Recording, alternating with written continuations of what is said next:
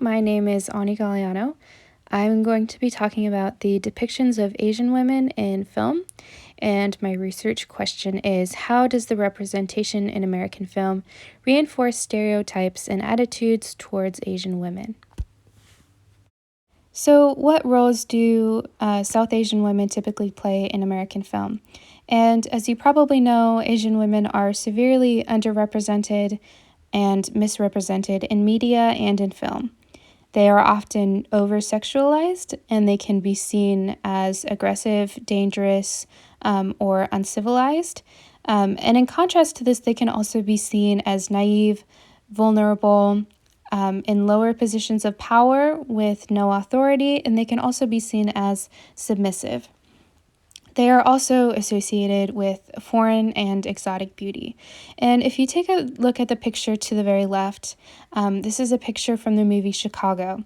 And I think this character is really interesting, Kitty Baxter.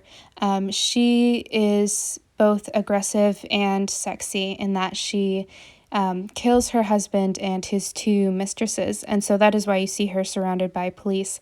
But she's also very beautiful, yet she has this sort of dangerous aspect to her. And so I'll have you think about what influence that has on how we see Asian women in our society. And the picture next to it is from the movie Gran Torino, which is a movie that centers around a Korean War vet. And he eventually befriends this young Asian kid and is then introduced to his family. And I think this is an interesting dynamic as well, because the main character, played by Clint Eastwood, is, the demographic of a white man. He is the savior and sort of the hero of the movie. And so I think it's interesting to see the contrast between his character and the Asian women in the film, even though it is a culturally Asian film. It is still centered around a white leading man as the protagonist. And so, how are women fetishized as a result of portrayal in American film? And I talked about this previously on the last slide about Asian women being seen as vulnerable and submissive, but they're also associated with this exotic and foreign beauty, which contributes to how they're seen in the media, and they can be seen particularly as dangerous.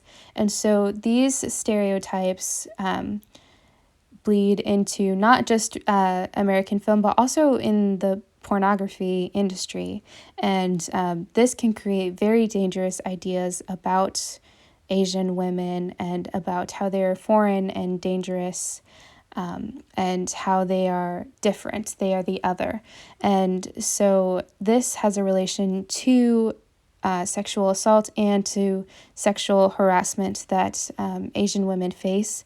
And it also contributes to the hate crimes that Asian Americans experience, particularly now in the age of COVID. This is another contributing factor.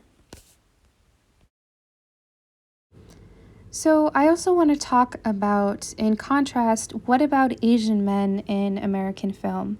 And it's quite interesting because it is so different in that where Asian women are typically over-sexualized and hypersexualized, you see Asian men typically in opposite roles, where they are desexualized.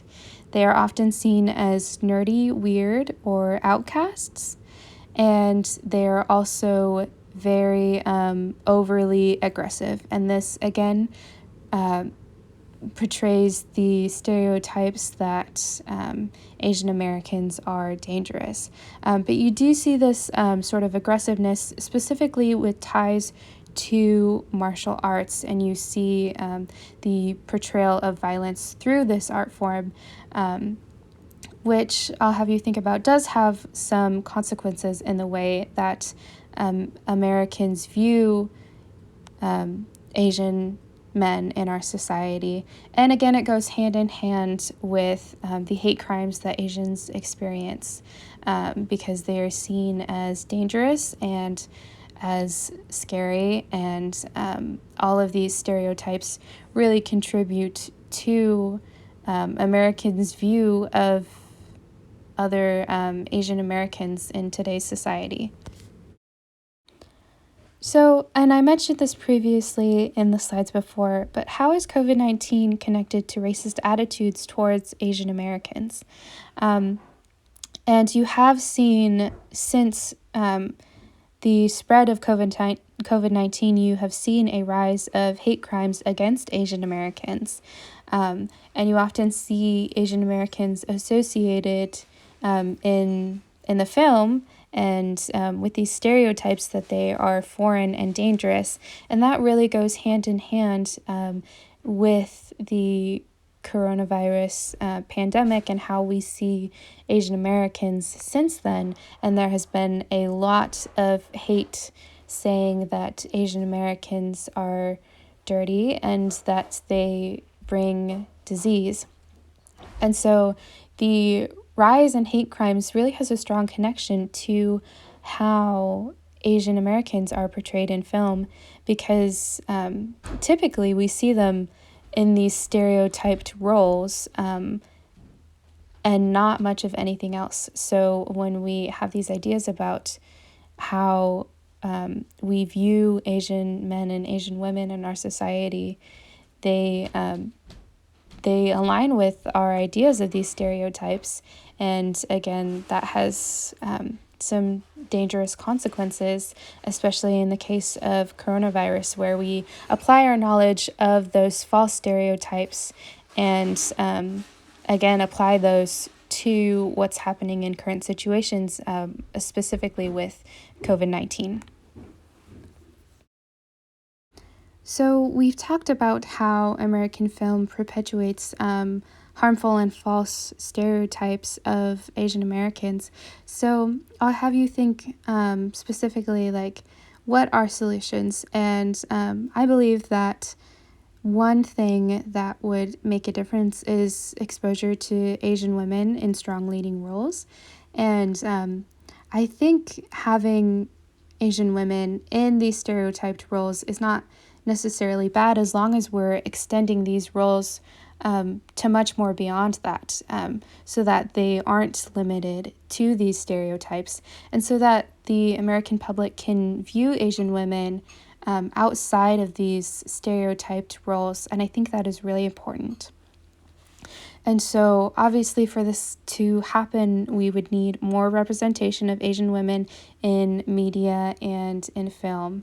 And I think really the introduction of diversity is super important to the movie industry. It's important that we have the portrayal of different genders, ethnicities, and races, so that every minority group is represented equally in film. And I think that will alleviate some of the racism, as it will give people exposure to different cultures. And I think that's really important.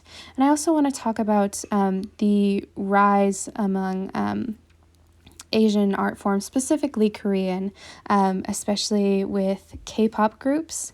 And there's a new rise of popularity in Korean TV shows. And an example like that is Squid Game. So I think this is progressing, and so we're going in the right direction.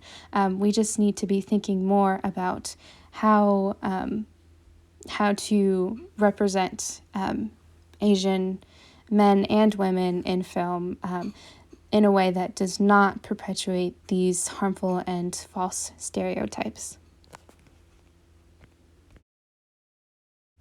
So that concludes my presentation, and I just want to say thank you for listening. I hope I have made you think about the portrayal of Asian women in film, and I hope that you learned a lot from this presentation, as I did when I was researching it. So thanks for listening.